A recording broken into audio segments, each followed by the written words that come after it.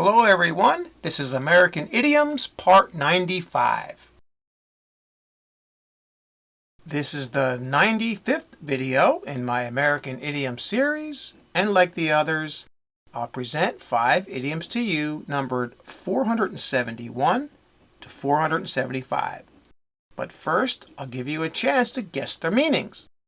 Then, I'll give you the answers along with an additional example for each new idiom. I also recommend that you pause the video at each question to give yourself some extra time to think of the answers. So, are you ready? Okay, here we go. Number 471. Go down in flames. And the example is, after reports of its illegal financial activities, the company and its stock went down in flames, and many people lost a lot of money. Can you guess the meaning?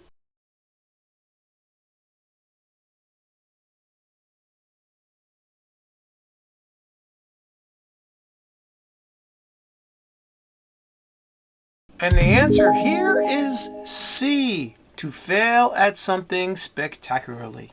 Now, in the case of going down in flames, as we say here, it means that something really bad happens and it's a big failure.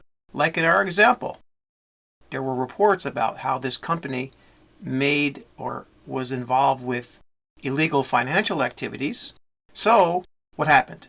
It went down in flames. It was a disaster for the company, right? They failed. Really big, right? Because they probably went out of business. Okay? That's what it means to go down in flames. Like our next example.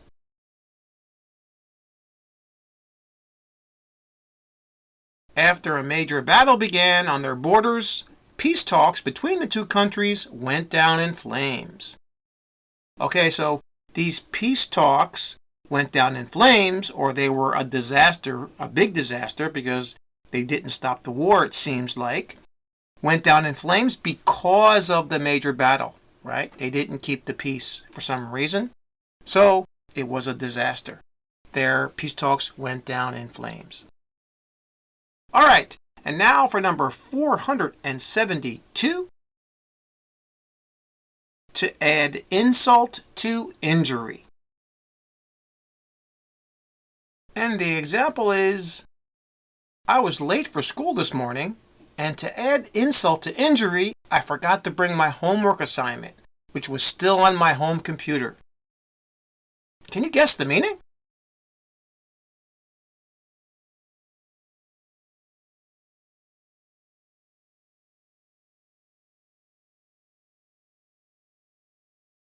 And the correct answer here is C, to make a bad situation worse. That's what it means if you add insult to injury. Like in our example, how this person was late for school, right? That was the first thing that went wrong. And then they forgot to bring their homework assignment. So it made the situation even worse. Okay? That's what it means if you add insult to injury. Like our next example.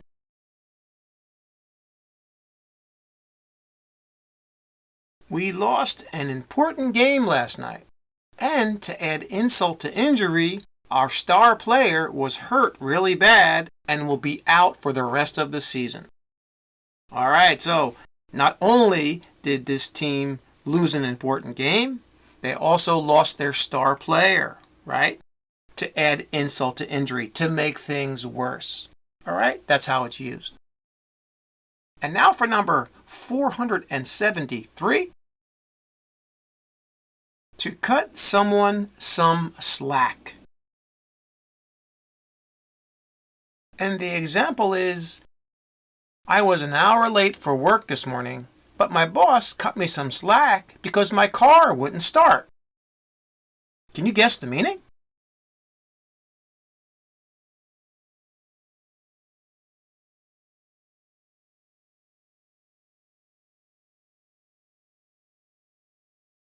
The answer here is A, to be more lenient with someone. That's what it means if you cut someone some slack, right? Maybe you're easy on them. You're not as hard as maybe you would be for certain situations, like our example, the person was late for work, was, well, an hour late for work, but the boss wasn't hard on them, as we say. The boss cut them some slack. They were more lenient on them because they believed that the person's car didn't start. Okay? That's what it means to cut someone some slack. Like our next example.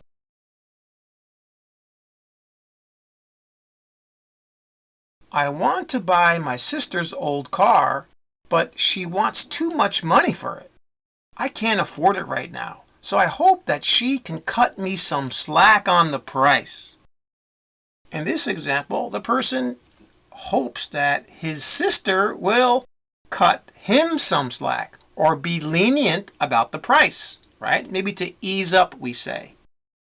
And if she does cut him some slack on the price, he'll be able to afford the car. Got it? All right, and now for number 474. To put one's foot down. And the example is, I really like my young students, but I had to put my foot down and scold them this morning because they were talking to each other during a movie I was playing in class. Can you guess the meaning?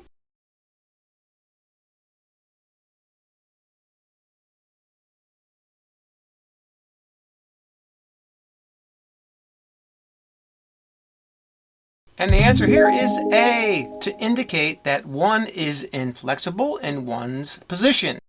And in the case of this example, the teacher here is going to be inflexible, right? They're sternly scolding the children to not speak, right? They're putting their foot down. They're saying, do not speak while the movie is playing. Okay? They're being inflexible. Like our next example.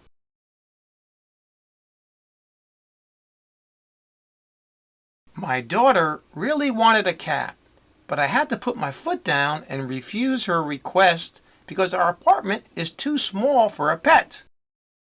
Okay, so this person put their foot down and they refused the request of their daughter, right? They were inflexible about their decision to have a pet in the house, right? They put their foot down, as we say. Okay? That's what it means. And now for our final idiom, number 475. To stand pat on something.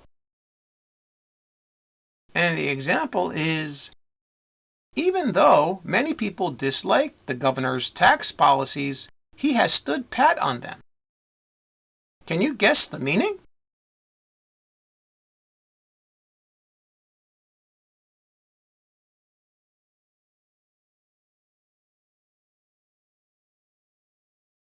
And the answer here is C, to stick firmly to one's position. That's what it means if you stand pat on something. Like in our example, the governor here was sticking with his position on taxes, okay, even though many people didn't like it. Now, did he put his foot down? In a way, you could say he did. So this is similar to our last idiom, okay, but it's a little bit different. In that if you put your foot down, it's more of a stern action that you're doing, okay? If you're just standing pat, you're just going to stay with your position. You're not going to assert yourself aggressively, which is different from putting your foot down saying, no, I'm going to stop. I'm going to make sure they don't do something, all right? So that's why they're a little bit different. The nuance is a little bit different. Here's another example.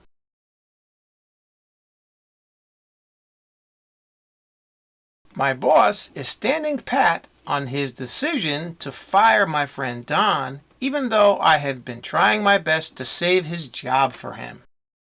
All right, so the boss is standing by his decision, okay, as we say, right? We say he's standing pat. All right? Is his boss putting his foot down? You could say yes. All right? So this is how these two are used, the last idiom and this idiom. Okay, so standing pat means to stay with your position, maybe firmly, Okay? Or just standing with or staying with your position on something. Got it? That's all for this video. Thanks again for subscribing, and please like and share the video to support the channel. And remember what I always say, keep practicing! See you next time.